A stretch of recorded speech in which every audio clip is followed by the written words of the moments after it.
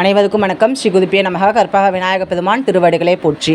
எல்லா சம்பத்துகளையும் பெற்று தரக்கூடிய ஸ்ரீ லலிதையினுடைய 1000 நாமங்கள் வரக்கூடிய அந்த புராணம் அப்படின்னு பார்த்தோம் அப்படின்னா, நம்ம ஹயக்ரீவ பெருமான் கிட்ட இருந்து தான் நம்ம போக முடியும்.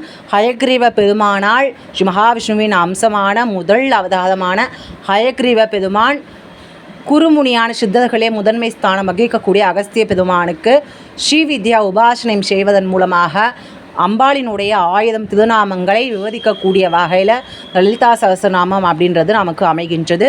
உபதேசம் கொடுக்கக்கூடியவரும் உயர்ந்த நிலையில் இருக்கக்கூடியவர், உபதேசம் வாங்கக்கூடியவரும் உயர்ந்த நிலையில் இருப்பவர். ஆக மொத்தம் ஸ்ரீவித்யா உபாசனை அப்படின்றது ஸ்ரீ லலிதா சகஸ்ரநாமத்தை அடக்கியே இருக்கக்கூடிய அற்புதமான ஒரு வழிபாடு. லலிதா சகஸ்ரநாமத்தை பாராயணம் செல்வதன் மூலமாக அம்பாளினுடைய அருளை பூர்ணமாக பெறலாம் அப்படின்றத நம்ம உறுதியாக சொல்லிக்கலாம். குரு குகா சண்முகால் பண்ணும்.